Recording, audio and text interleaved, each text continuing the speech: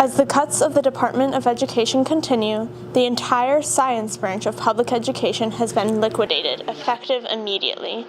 Now, what does this mean for public education? Well, it means that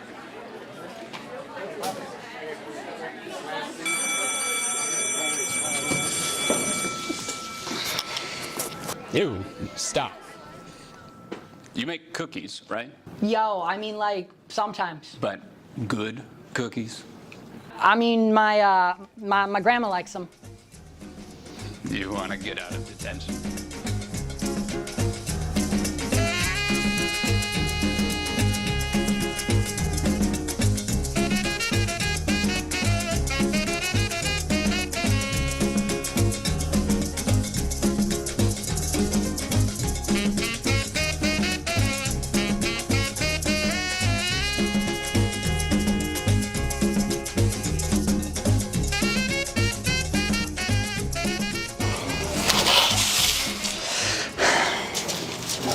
Hey, don't touch the merchandise.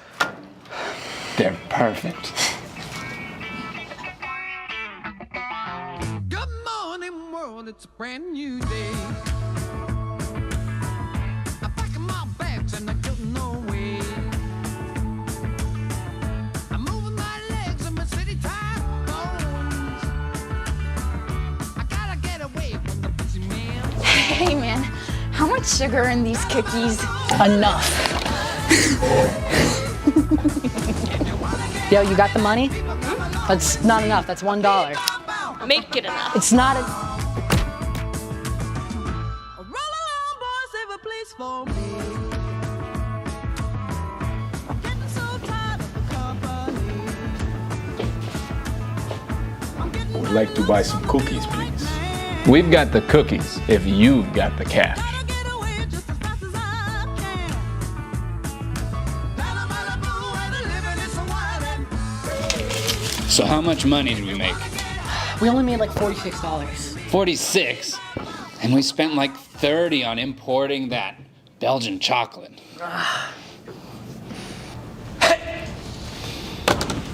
What's going on here? Hey, hey!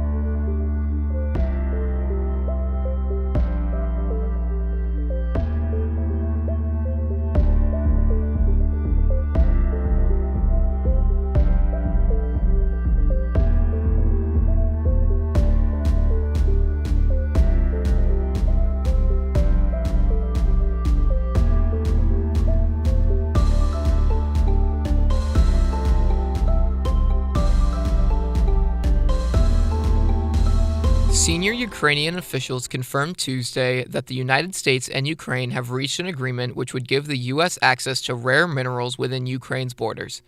The deal was struck with the hopes of continued U.S. military support for Ukraine. In other news, the state of Texas is experiencing its largest measles outbreak in nearly 30 years, with 124 cases spanning across 9 counties. The virus is affecting those who are mostly unvaccinated and has claimed the life of one child. In local news, a recent proposal to establish the city of East Hampton's citywide speed limit to 25 miles per hour has come to a halt. Proponents of this measure argue that a lower speed limit will encourage safer driving, while critics worry that this change would not be effective and cause more incidents of road rage.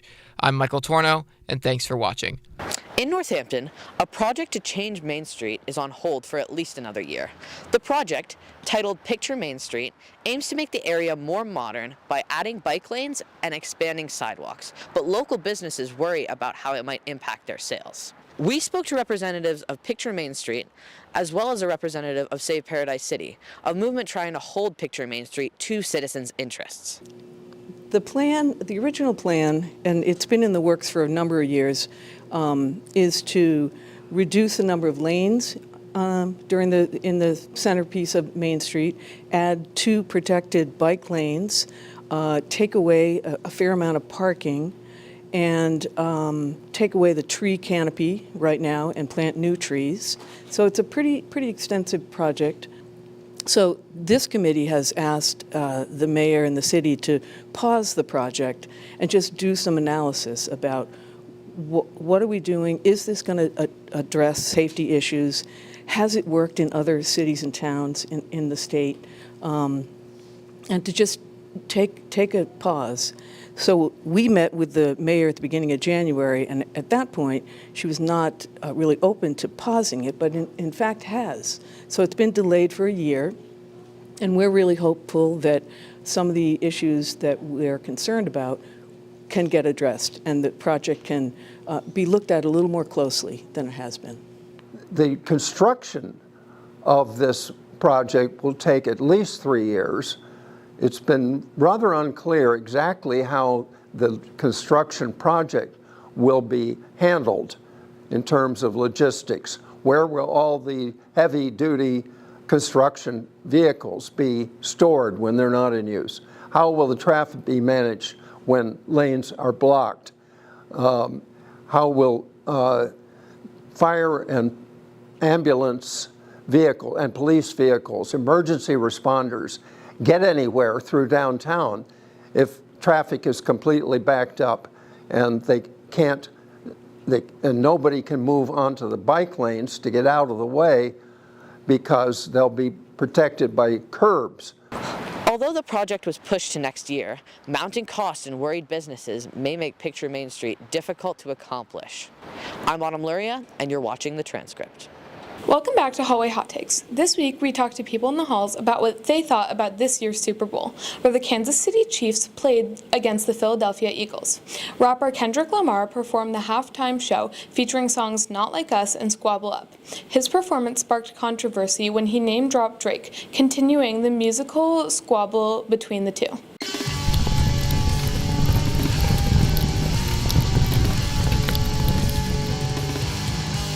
What were your opinions on this year's halftime show? I thought it was great. I really liked Samuel L. Jackson playing Uncle Sam. I thought that was really well done. I think it was great. It was a 10 out of 10, a bunch of symbolism, and if you don't think it was good, then obviously you missed all the symbolism, and they're proving us right. I thought it was boring, and I did not like the America theme. I don't know what was up with that, but I didn't like it. I didn't watch it. Can you rate Kendrick Lamar's bell bottoms for me? I'm gonna give them a 9 out of 10. Okay. Yeah, it could be better. They made him look really short, so probably like a 6. I love them. They look great on him. They were doing something for him. I personally love them. Anybody who said they weren't good, they're lying because they looked really good. And they worked well with the outfit too, so. They were really bad. They were not flattering at all. If you had to choose Kendrick Lamar or Drake? Kendrick. Kendrick. This might be a hot take, but I like Drake's music better, so Drake. I don't care. Get this down, one more. Junior!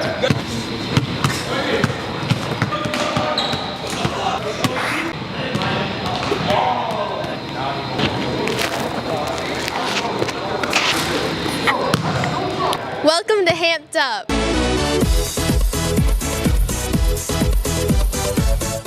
Welcome back to Hamped Up. This week we'll be interviewing the girls basketball team. We have interviews from team captains and players. We asked them questions about how they feel about their season and the playoffs. The season differs from last year because we had to refill the spots from losing a lot of our seniors.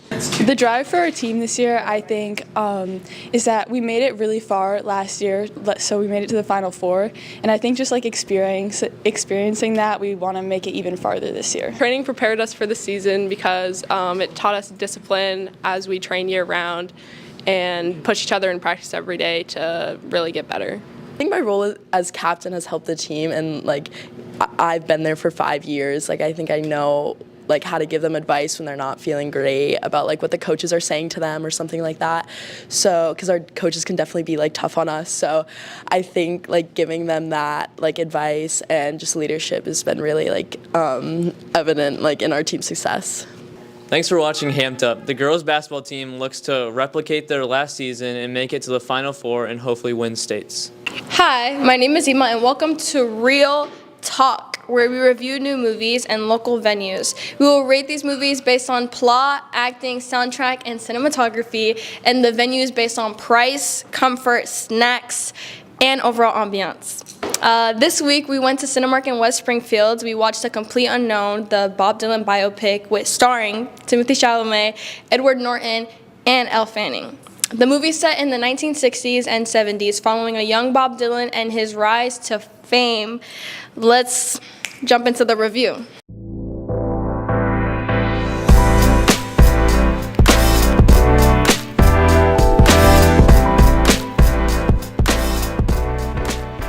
Honestly, I low-key messed with it. I had never really known anything about Bob Dylan in the past. I really liked it. It was really interesting and easy to follow. I didn't know much about him either, so it was interesting learning about him while watching the movie. The beef with turning folk music into kind of more modern rock, seeing how he was trying to kind of break these boundaries and push through that, and just the people around him were just hating on him. Overall, we're gonna give the plot a 4.5 out of 5 stars. So, very good. I thought the acting was amazing. Timothée Chalamet, he committed. So I also really liked the acting. He captured Bob Dylan's essence really well, I think. Elle Fanning was also really amazing. She was it was very emotional, and I feel she really captured the emotion really well. I think overall, majority rules 5 out of 5 stars for acting.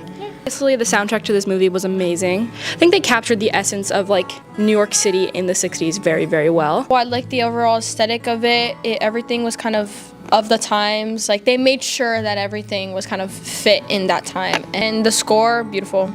Loved it. I didn't really listen to Bob Dylan before. A few songs got added to the playlist. Actively, we're gonna agree that this movie is a 4.5 out of 5 stars. Damn near perfect movie. Okay, now we're gonna move on to our venue rating. West Springfield, I'd say, is one of the best theaters. They've got the reclining seats. I'd give it a 4.5 out of 5. It's a really popular theater. Well, I will say though, I always get the snack pack. That's probably the best thing I would say to get there. Yeah, otherwise I thought it was really good. 5 out of 10. The one gripe I have about it is that it's just so out of the way. I think I'm gonna give it a 4 out of 5. So overall, we are gonna give the movie a 4.5 out of 10 and the venue a 4 out of 10. Definitely go see the movie if you can. Let us know what movie you think we should see next. Thank you so much for watching. We love you. Today, February 28th, is a day of economic blackout organized by the People's Union USA. Their founder, John Schwartz, claims no political affiliation and calls for no spending or purchasing throughout the entire day in order to protest widespread corruption in corporate America and the federal government.